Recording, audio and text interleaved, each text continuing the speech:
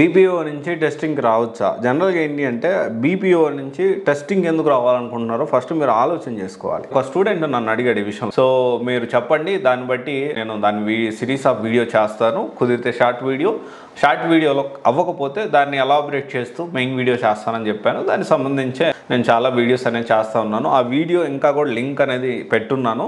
దానికి సంబంధించి ఒక సపరేట్ ప్లేలిస్ట్ కూడా మనం క్రియేట్ చేస్తున్నాం. నాన్ ఐటీ నుంచి ఐటీకి అన్నట్లు షార్ట్స్ కూడా ఇంక్లూడ్ చేయొచ్చు. అయితే ఇక్కడ మనం అర్థం చేసుకోవాలి, బీపీఓ నుంచి ఐటీలోకి రావచ్చా అంటే ఎస్ రావచ్చు.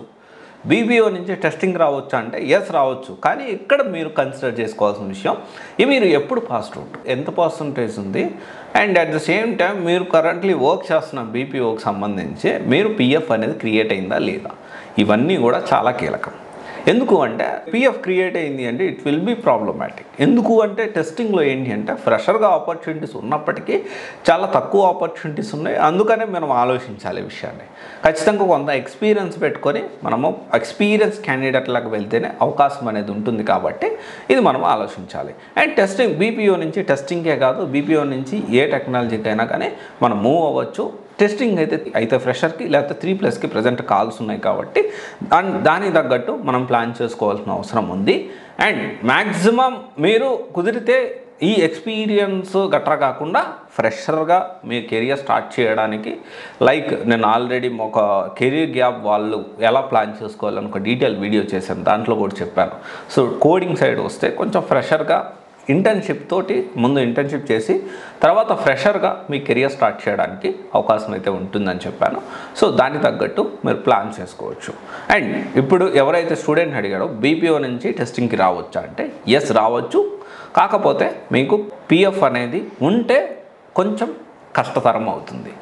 ఓకే, ఇదొక్కసారి ఆలోచించండి. అండ్ ఇంకొక విషయం, ఎవరైతే బీపీఓలో వర్క్ చేస్తున్నారో వాళ్ళందరికీ చెప్తున్నాను, బీపీఓ అనేది మనకి కెరియర్ ప్రోగ్రెస్ అయ్యేకొంది ప్యాకేజ్ అంతగా పెరగదు. దయచేసి సాధ్యమైనంత వరకు బీపీఓ అనేది టెంపరరీ ఉద్యోగంగానే పరిగణించండి. అండ్ మీరు బీపీఓలో వర్క్ చేస్తూ పిఎఫ్ ఉంది అంటే మీరు ఎంత త్వరగా వీలైతే అంత త్వరగా ఉద్యోగం నుంచి బయటకు రావడానికి ప్రయత్నం చేయండి. తెలియకుండానే మనం ట్రాప్లో ఇరుక్కుంటున్నామో ఈ బీపీఓలో టెంపరరీగా మనకు వచ్చే 25,000, 20,000, 30,000 ఏదైతే ఉందో అది టెంపరరీగా మనం ట్రాక్లో ఇరుక్కుంటున్నాం. మరి ఇంక పెరగదు శాలరీ అనేది. ఇది మనం అర్థం చేసుకోవాలి.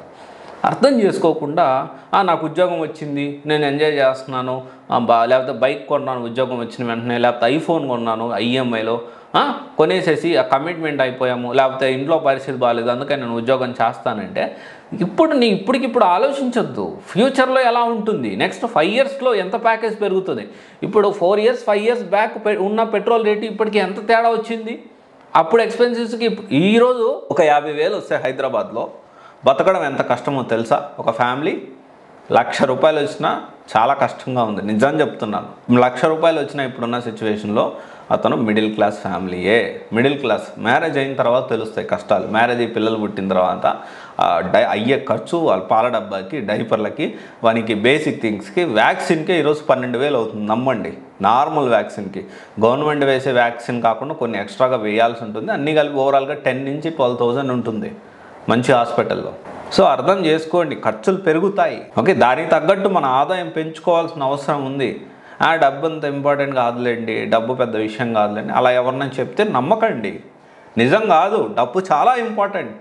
100కి 99 ప్రాబ్లమ్స్ కాదు, 100కి 100 ప్రాబ్లమ్స్ అంటే 100 out of 100 ప్రాబ్లమ్స్కి సొల్యూషన్ ఎర్నింగ్ మోర్ మనీ అనే విషయం గుర్తుపెట్టుకోండి. రిలేషన్కైనా దేనికైనా ఈ విషయాన్ని మీరు మర్చిపోయారనుకోండి, ఇప్పుడు బాగానే ఉంటుంది వినడానికి. అబ్బాయి డబ్బు ఎందుకు, డబ్బు పెద్ద అవసరం లేదు, డబ్బు అంత అవసరం లేదు, ఇలా ఇప్పుడు మాట్లాడినప్పటికీ అది నీడ్ ఉన్నప్పుడు ఎవ్వరూ కూడా ₹1 సహాయం చేయడం చూడండి, అప్పుడు తెలుస్తుంది దాని విలువ. ఓకే, ప్రయత్నం చేయండి, కష్టపడండి. బీపీలో వర్క్ చేసే వాళ్ళందరూ ఆలోచించండి. Okay, thank you.